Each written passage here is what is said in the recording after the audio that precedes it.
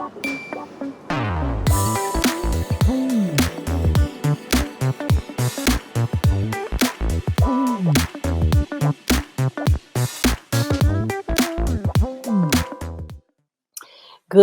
evening, everyone. And here I am, Raquel Batista, your host and creator of Critica NYC. I am back at it as we've entitled today's show.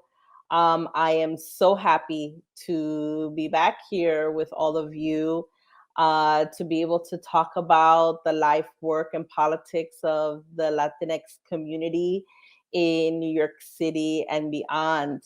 And, I wanted to take a moment just to thank again all of my colleagues here at the Manhattan Neighborhood Network, Zenaida Mendez, Carla and Freddy, and all others who have been working so hard over the last several months on keeping this show going.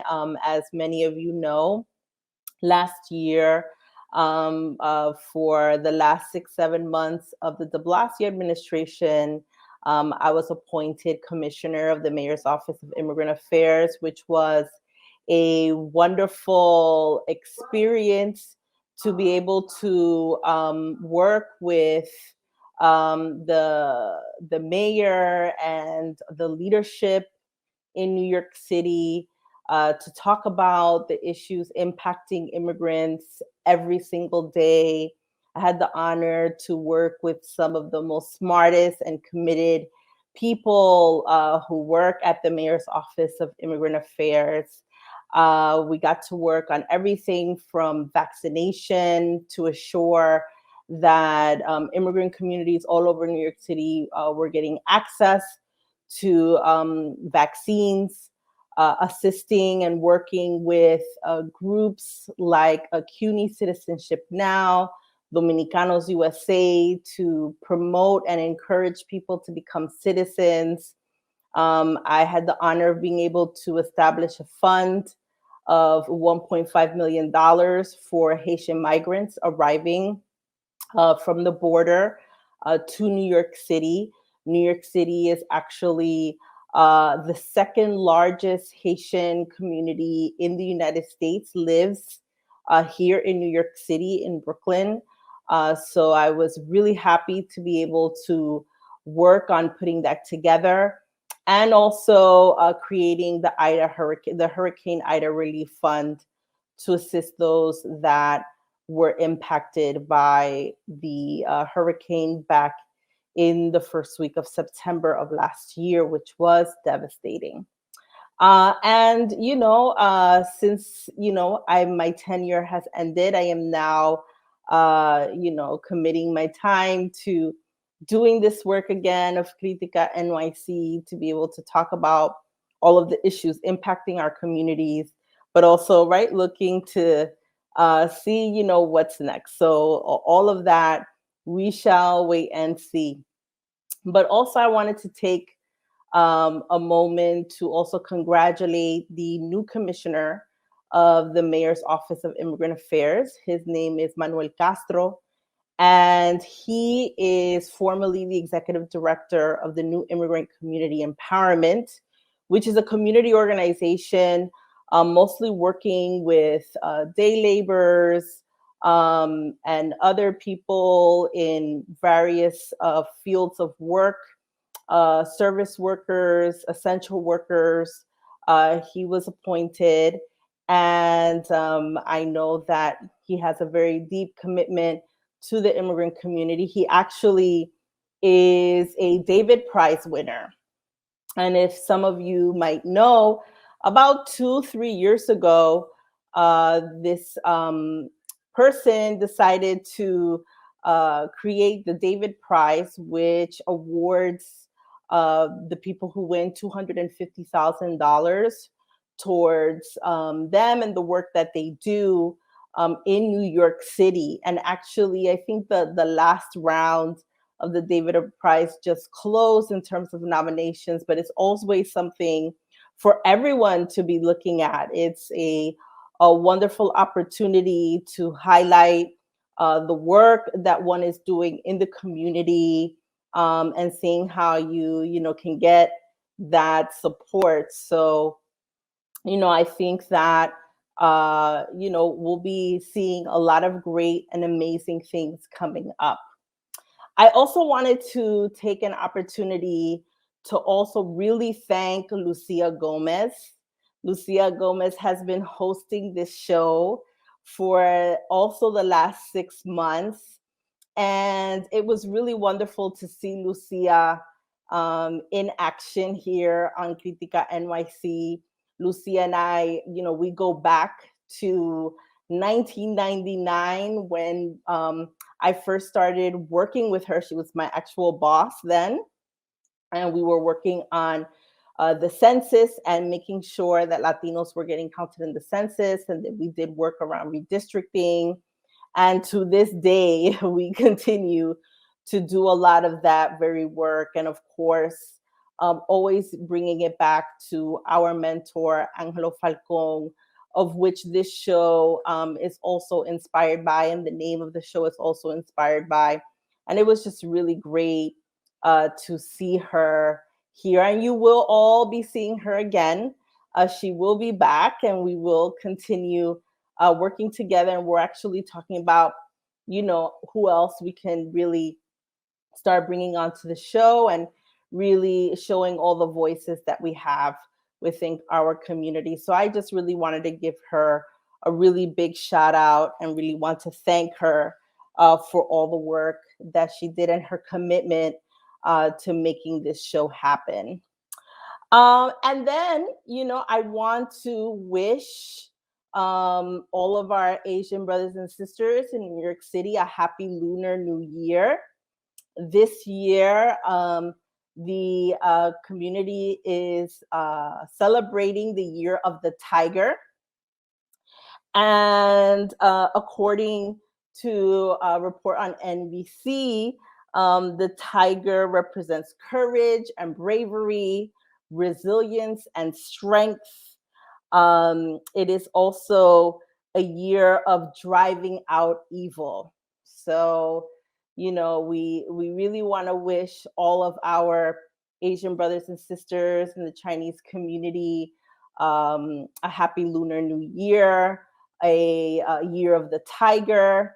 And for all of you out there, if you follow zodiacs and you want to know, right, which one do you fall under? What's your Chinese zodiac sign? That's always something great to know. So for all the babies born this year, they'll be in the year of the tiger. And I think I'm the year of the rabbit, but I think I have to look that up. I know people from 1974, 2008, I think are all covered by the year of the tiger. So, I also just wanted to take this moment to bring to our attention, right, a lot of the work that many of our organizations have been doing throughout the city and throughout the country to stop anti-Asian hate crimes.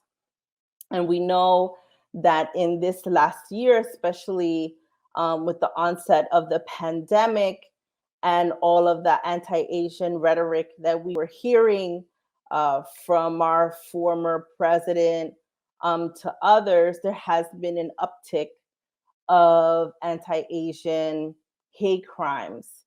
And it has actually gone up since last year, 339%, which is huge in the nation. And in New York City, according to the NYPD, it has gone up 361%.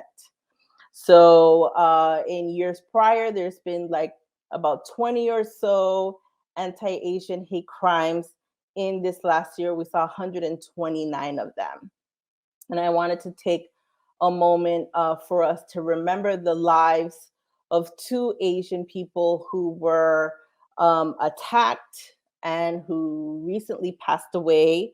One is Yao Pan Ma, who was attacked in April of last year and passed away in December. And most recently, Michelle Go, who was pushed onto the train tracks and unfortunately perished. And so, there is still a lot of work for all of us to continue doing, because these crimes don't only impact the Asian community, they impact all of us, Latinos, African American, white, all of New York City. And really, so much has been done to reduce the level of hate crimes. And, we need to keep vigilant, make sure that, we keep our neighbors safe, and that we learn how to, right, we need to keep our eyes open on the street, as we know, because of the onset of the pandemic and all of the social ills that we experience, everything from mental health issues, poverty, access to education, access to food, all of these things exacerbate a lot of the issues that we had prior to the pandemic.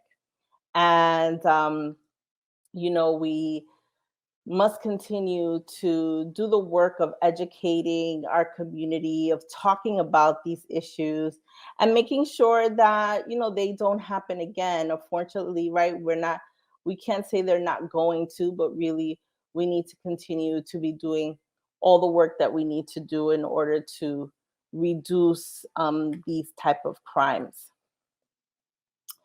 Um, I also wanted to make sure that we took a moment. It is a sad time within our city. There is a lot happening. I'm a Bronxite. I live in the Bronx, born and raised. And unfortunately, at the beginning of this year, there was a large fire here in the Bronx at Twin Parks, which is located in what they call Fordham Heights. It's around, Webster Avenue, 180th Street. I know the area well because back in 2013, when I ran for the New York City Council, my office was right down the block from that building. And unfortunately, as many of us know, 17 people perished in that fire. All of them were from the Gambia, which is a country in Africa, in West Africa. And, there has been an outpouring of assistance, of money, contributions towards the survivors of the fire, but also towards assisting the families with the burial of their loved ones, of the 17 souls who died on that frightful day in January. And it's really a testament to the people really coming out to support, right? Support people when they're at their lowest, when we see a disaster. It was really incredible to see our Bronxite Dominicana, Cardi B, state that she would give funds to help cover the funeral costs for everyone who passed away in the fire. She collaborated with the Mayor's Fund to put the money towards helping all of those families in that process, and which is huge. I say Cardi B, when it comes to the Bronx, she's always there. But what's interesting is that, where this fire happened, like literally, blocks away is when the of when what happened with Junior Guzman. I'm sure some of you remember the young Dominican boy who was killed by a gang in the Bronx. She was also, Cardi B was the one who alerted many of us of that incident, of what was happening in the Bronx.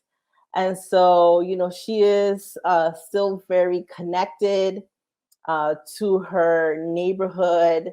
And it's just really incredible to see her support. Also, Fat Joe came out and also supported and did a lot of fundraising towards relief of the fire fund.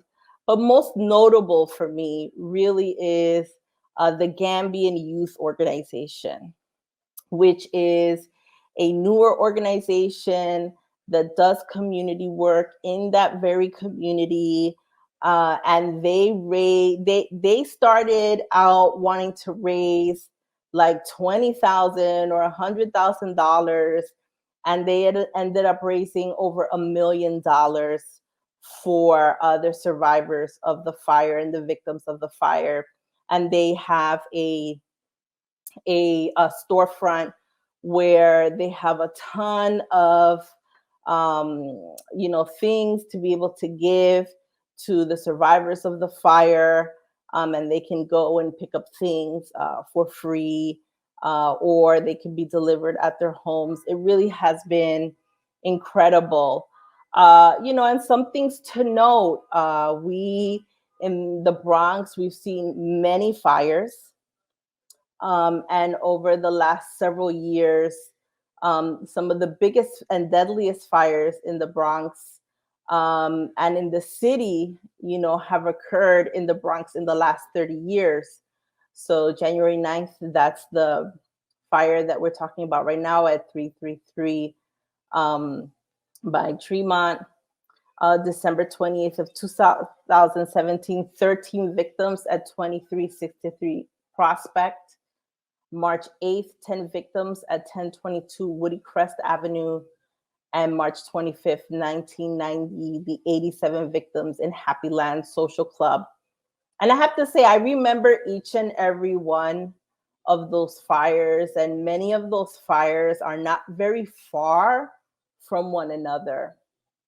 And I think one of the things that has kind of come out of this is that a task force has been formed with Bronx Borough President Vanessa Gibson, Assemblywoman Julieta Tapia, Council members Oswald Feliz and Pierina Sanchez, to look at fire safety issues, and to see what sort of policy changes can be made everywhere from the local government, from city council to our state legislature to Congress, to see how conditions can be improved in order to hold not only the landlords accountable, right, but what are our cities and our codes doing in order to make buildings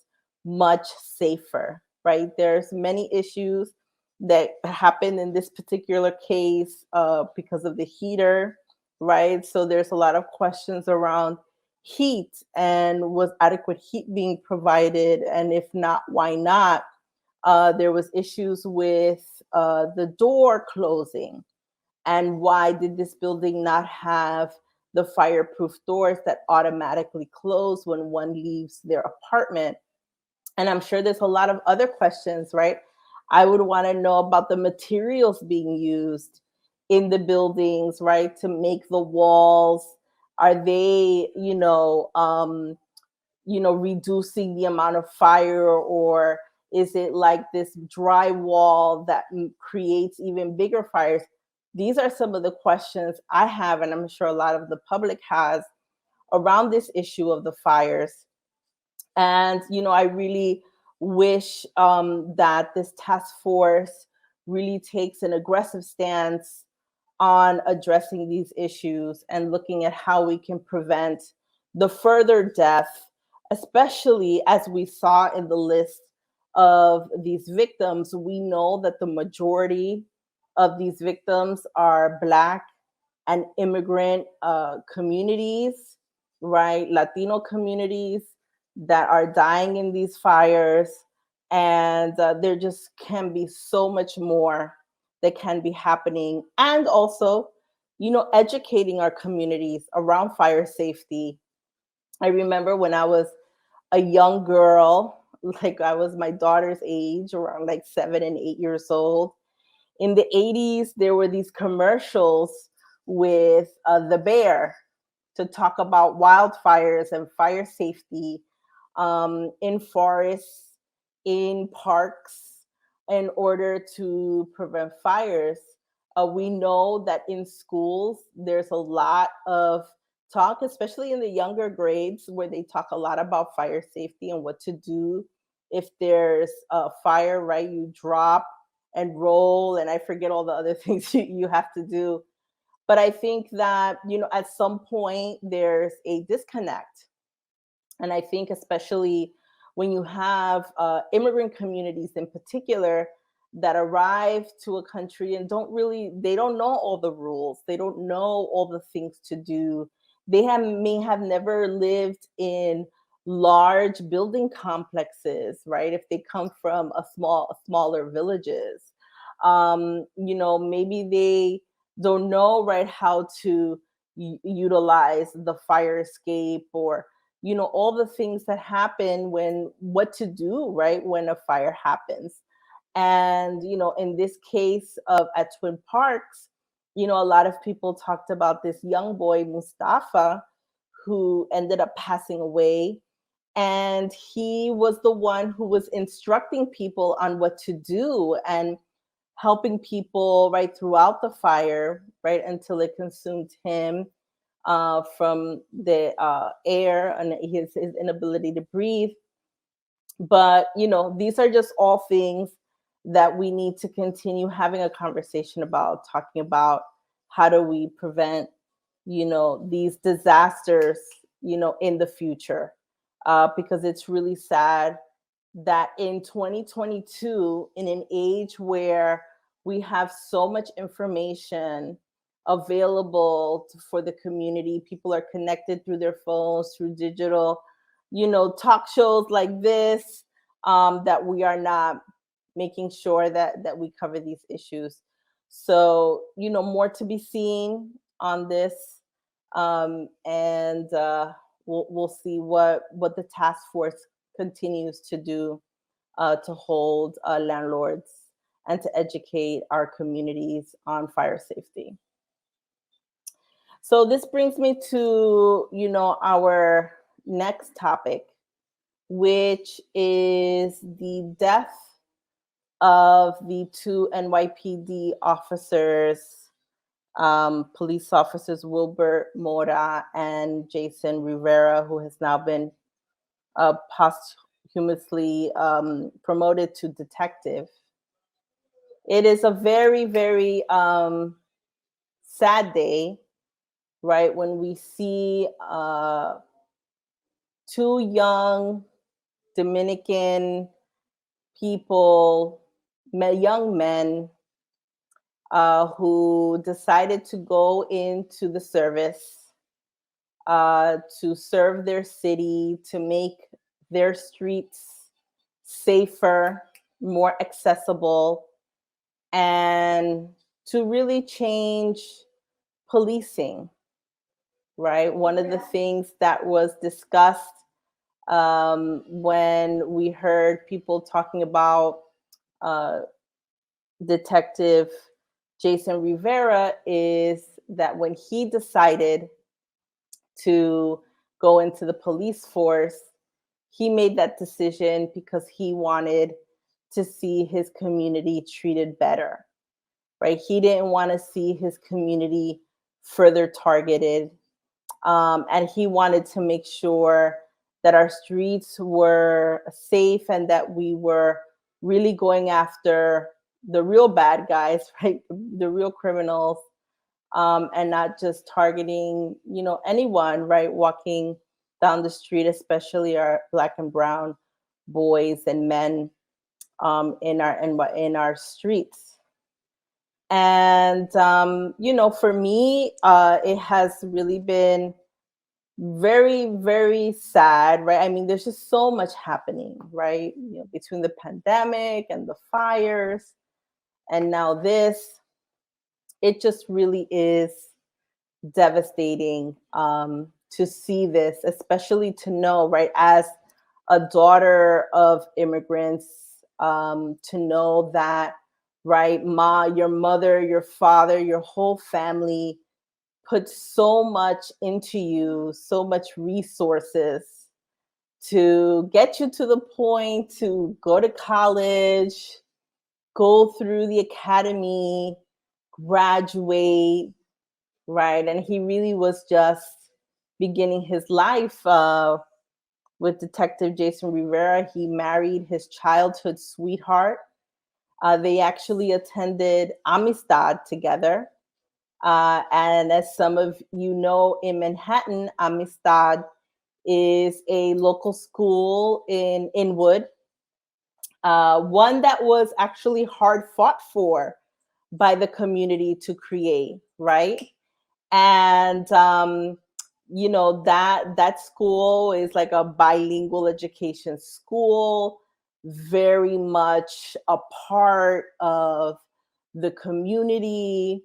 And you knew when you heard his wife speaking at the funeral, how connected both of them were to the community. And it really is unfortunate that on a domestic violence call, we would lose two young potential leaders in the NYPD to gun violence, right? Which brings me to the issue of, what does the future hold when it comes to policing and our New York City communities, right? We have now come into full swing to the other end of the spectrum right now, where we have Mayor Adams talking about reopening the plainclothes unit, putting more cops on the streets, and talking about, right, putting so much more resources, right, towards policing. Whereas almost a year ago, or maybe less than a year ago, uh, our communities and the news and the media was talking about issues of defunding the police or moving resources towards mental health services and including social workers in responding to some of the issues when there is a 911 call, right? And while we have seen an increase in crimes in particular areas, right, and not necessarily the numbers that we saw even before the pandemic, there an alarm has been set off. And I think, part of the, let's just go back to the reasoning around Critica NYC, right, is to really take a critical look to these issues and how are they impacting us on a day-to-day. And, I want to say, from even back when I was, when I first became a community organizer, one of the big issues that we talked about, and this is in the late 90s, right, was this issue of public safety and what were the police really doing to create more safety in our streets. And I was organizing in communities in the Bronx, in Mount Hope, Burnside, Grand Concourse, all that fall within the 46th precinct, and talking about, how do we make sure that the police is really connecting with the community. And one of the women that I worked really closely with lost her daughter to a drug dealer, actually, and who shot her daughter. But she continued to fight, right? To fight on how can we create safer streets. And So while at the same time, we had then issues where you have certain police officers, a handful, who cross a line, right? They cross the line, and innocent lives also are lost. And either which way we look at this, right? What we don't want to see is the loss of more life.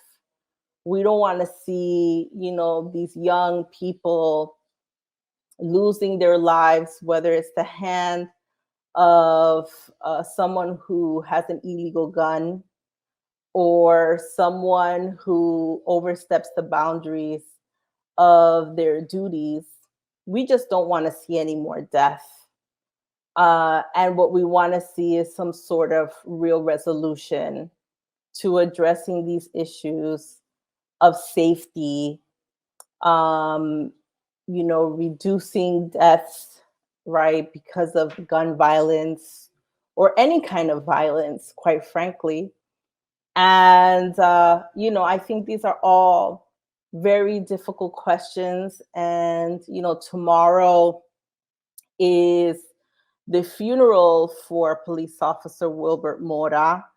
And I'm sure it will look a lot like the funeral we just saw a few days ago for Detective Jason Rivera, where officers from all over came to pay their respects, but also, to send a message around protecting police and around policing. And so I just want to present the question here that, I really hope to see that the debate can continue with a lot of respect and reverence to the loss that we just experienced as a city, right? I think, people, right, respect and hold space for that. Any death is always unfortunate and terrible, but also really looking at how can we create laws and policies that, won't end up quite literally with more death or more incarcerations, and where we can really create safer streets, right? And so there's where we will continue, talking about issues around housing. We know recently the eviction moratorium is no longer, right? Landlords can start bringing cases against tenants who back owe rent. And while at the same time, the emergency rental assistance program now continues and people can still access assistance to funds, this does also continue creating a crisis that we still have. So, looking at how can we create, housing and education and all the other things that we've been talking about, to be able to create a society where people feel safe, people feel cared for, people feel like they're really being seen.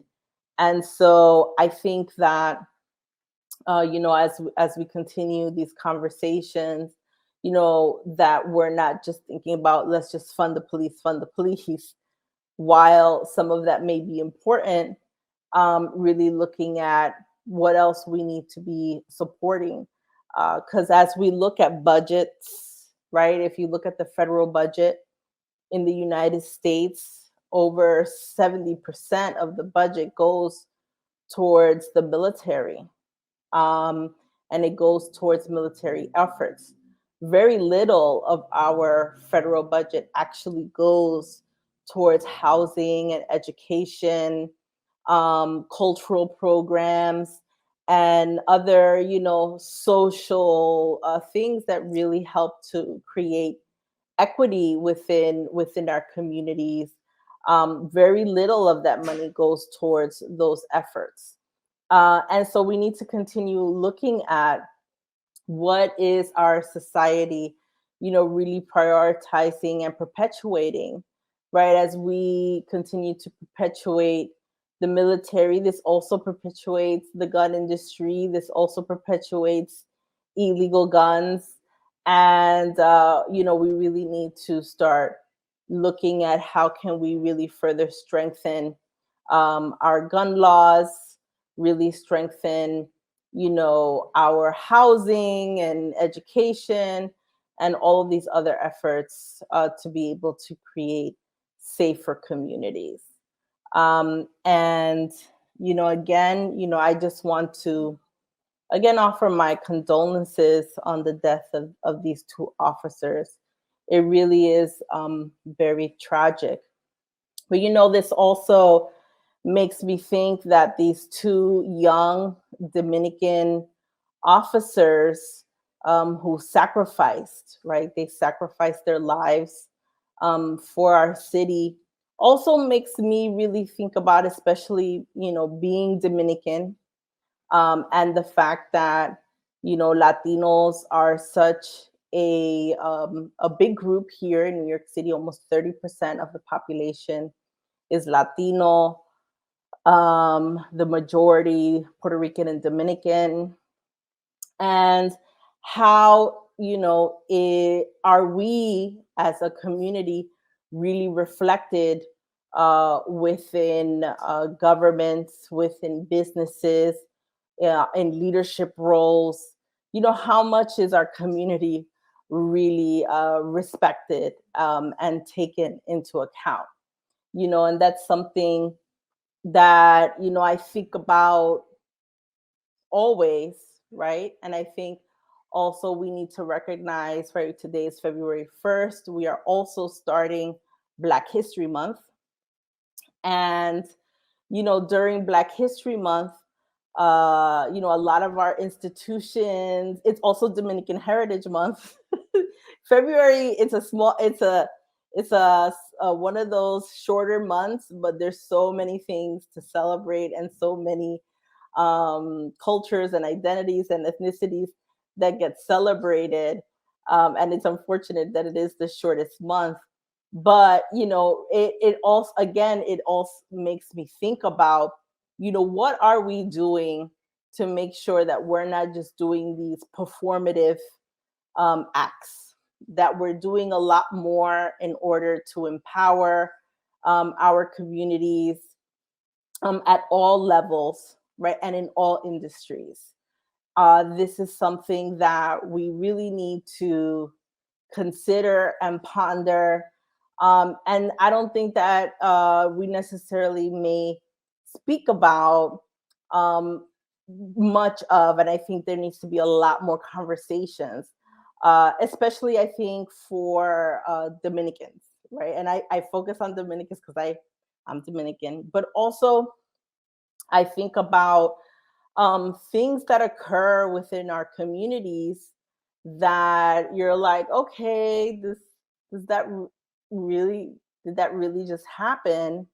Where we've lost a lot of leadership at the state level, at the city level, and not really seeing kind of like the real big numbers. I think that Dominicans really should be seeing, at all levels of decision making. There really could be so much more happening. So, right now, Mayor Adams has announced several appointments over the last several weeks. Yesterday, he made his announcements for 3 top housing positions, one of which is Adolfo Carrion, who is of Puerto Rican descent, a former Bronx Borough president. He's been named the commissioner of HPD, of Housing Preservation and Development, which is huge, right? Because we just finished talking about the issue of the fires and what's happening in housing. We're talking about the eviction issues. There's so many things when it comes to housing, and HPD is one of those most critical agencies when it comes to code enforcement, and several other things and several other roles that they play in terms of developing affordable housing. And so Adolfo Carrion has been named the commissioner of HPD. He also did spend time in Washington, D.C. In during Obama's presidency, working on housing policy issues. I believe he also worked at HUD, as well as the regional manager, and he has worked in other areas in the private sector of real estate as well. So, he is a person that is very knowledgeable on the issues of housing and economic development and how to create affordability. I think also because of the fact that he's from the Bronx. And, we are an area, I think that, our governments, and when I say governments, this includes the local, the state, and the federal, really needs to be paying a lot more attention to, because when we talk about issues of equity and we talk about issues of, bringing people out of poverty, the Bronx being one of the poorest areas in the country, and having the lowest health indicators in the state at number 62, we really need to be doing so much more in the Bronx. The Bronx is also the home of the largest Latino communities in New York City, is in the Bronx, the majority of which are Puerto Rican and Dominican. And so, not because only I live in the Bronx, but there really needs to be so much more attention to this. So I think that the appointment of Commissioner Adolfo Carrion really will highlight this, and I look forward to seeing what he'll be doing over at least the next several months in order to really push forward, creating an agenda that really impacts the lives of Black and Brown folks here in the Bronx.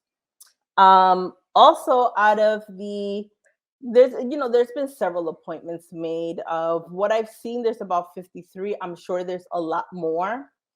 Publicly, we've seen about 53, 56 appointments. Of those, there's been 8 Latinos. So that means only 15% of those publicly announced appointments have been Latino, where you see that Latinos are almost 30% of the city. So while, I think that the administration has made some good efforts around appointing Latinos, there's still a lot more to do to really bring them in. There was a lot of criticism because at the deputy mayor level, there was no Latinos named. Um, but what was awesome is that 5 women got appointed at the deputy mayor level, which is really incredible. And the first deputy mayor is a woman, and the first deputy mayor is usually the one that kind of like, right, she really kind of runs the show, right, while the mayor is out and says, okay, this is really what I want to get done, and they make it happen. And so it really is incredible to see that, see all these women. But I really do hope to see a lot more Latinos and especially Latinas to be named in the future. We still have a lot of agencies that have not had any new announcements. There's about 70 agencies throughout the city, and we've seen a lot of the big ones already named. There's still a lot more to come. So, looking forward to see a lot more Latinas named. A lot of people have been talking about that there's this Latina problem.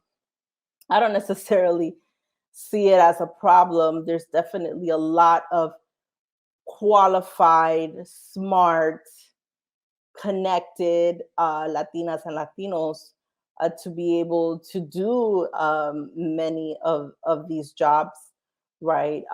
We always need to find the political will.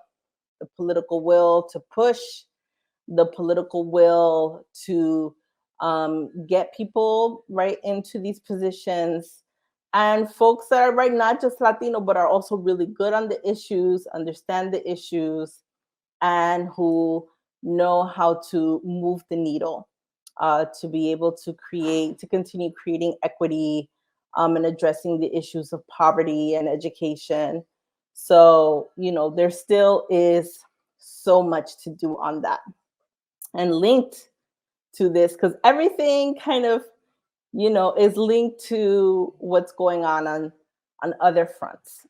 A big issue right now is redistricting. Redistricting is huge. I know Lucia has discussed this issue in past shows. So after the census, every 10 years, the country, right, and localities look at the districts for elected office and determine the lines, right? How these districts are going to look, the populations in these districts, and that also impacts who gets elected, to these positions, who are the candidates of choice. And right now, New York State is looking at the congressional and state districts.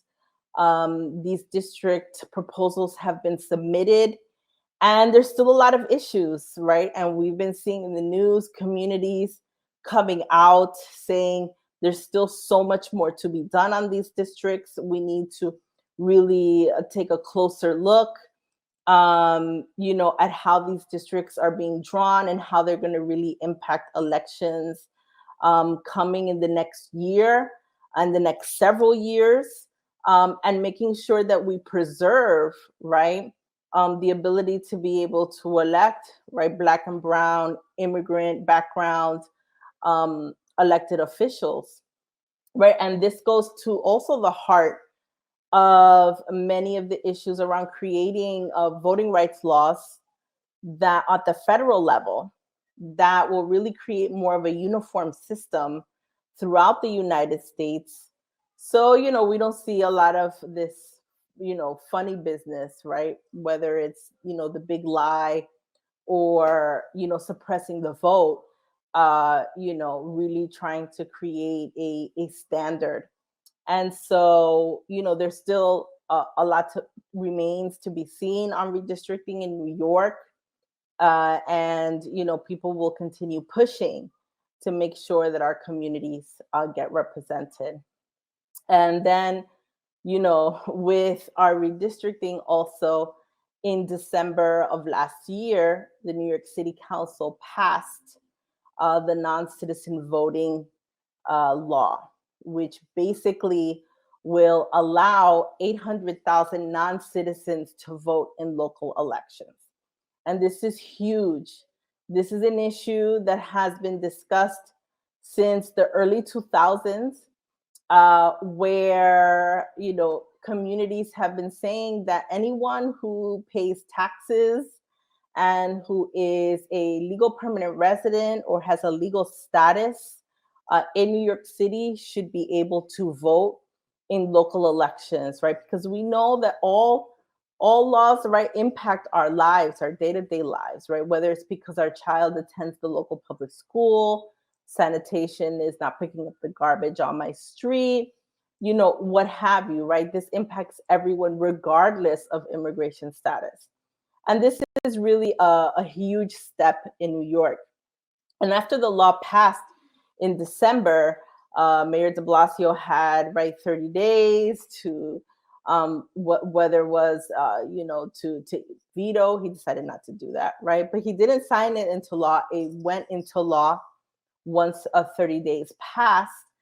And literally the next day after the law went into effect, the Republicans challenged the law. They put in a legal challenge in Staten Island, in the Supreme Court of Staten Island, saying that the non-citizen voting law is not valid, right? That is unconstitutional. It doesn't meet the requirements of the New York State Constitution, and of several laws, right? And so, I actually printed out their complaint, which I have right here, taking a look at it. And I'll just, mention a few things here. Plaintiffs contend that the non-citizen voting law is unconstitutional and violates Article 2 and 9 of the New York State Constitution, as well as state election law and municipal home rule law. So basically, they're saying that the city council did not have the authority to put this law into place, that this really is something that should be considered by the state and by the state legislature, and that it goes against the New York State Constitution and our election laws that we have in place. There's still a lot to be seen, right? This was just filed in January. I'm sure hearings will be coming up at some moment soon, right? To discuss whether or not this is a legal move on the part of the city council. I imagine that this law will go up through the courts. It's going to start in Supreme, and I think it will go all the way up to the Court of Appeals, which is the highest court in New York. And we shall see where all of this lands. I know that, right, advocates and many people are really excited of the possibility of seeing not of seeing more people being able to come out to vote and to participate, and to be able to be a part of the decision-making process, right, and no longer live in the shadows, right, and really being able to have their voices heard.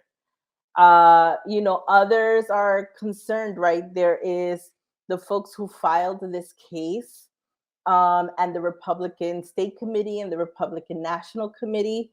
But there's also other communities that are concerned. We did hear, right, back in December, some African American leaders, Lori Cumbo in particular, who stated that she had concerns that the African American vote would be diluted. This case doesn't discuss this issue. I know that several legal defense funds have discussed this issue as to whether or not it would impact the African American vote. And some say that it would not, you're right, because many times our communities, Latino communities, immigrant communities, when they become citizens and they become voters, usually vote in alignment with the African American community, and support a lot of the same issues. So, there's a lot to be seen. There's a lot of unknowns here. But what we do know is that this issue, right, has elevated the issue around voting and participation and civic engagement. And what is our country really doing to assure that immigrants who are here really have a voice? And we still have a lot to see also on this immigration piece. Advocates continue pushing to have Build Back Better pass with immigration provisions. Every day that passes, it looks more and more unlikely. But things can change at a moment's notice. But we continue waiting to see. I think that our communities hopefully will see something right this year. 2022, I think, has started for us here in New York City rough. It's been a rough start to 2022 with all of this negative news. And so I think that, even though we know that there are so many challenges, things get hard, this is really the time where we have to continue talking about our issues, advocating, showing our presence, whether, it's in the voting booth, marching in the streets, or, talking with your friends over the dinner table around the issues that are impacting us. I think this is the most critical time. This is not the time to step back and not be a part of the conversation. The conversation has to continue. We have to continue engaging, right? And and really just continue evolving, right? As a society, as a community. I'm hopeful. I really am. I think that while change happens, very slowly, I feel that, in the last 20 years, there's been a lot of positive changes for our communities. And we are engaged in ways that we weren't at all, from the local government to the federal government, and being able to see, even people that I've known a long time really rise up and step into positions of leadership is really huge. So, I do continue thinking that a lot of good things can still happen, and the right thing can occur. So I'm here, back at it. Again, I want to thank Manhattan Neighborhood Network, all of our wonderful people working so hard on this. Next time, hopefully, we'll have Lucia back on, and we will continue talking about all the things that are impacting our Latino community. Again, feel free to always email critica.nyc@gmail.com with any questions or issues. And looking forward to this new year, Lunar New Year for us, and all the wonderful things that hopefully this year will bring. Thank you.